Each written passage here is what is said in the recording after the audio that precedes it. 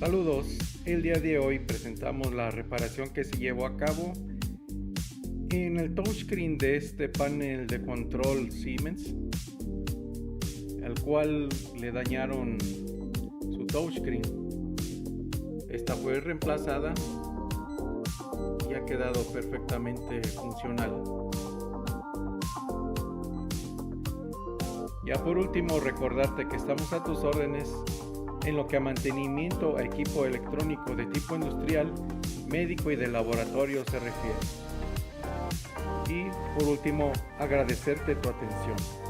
Puedes contactarnos en www.cimed.com.mx. Por tu atención, muchas gracias.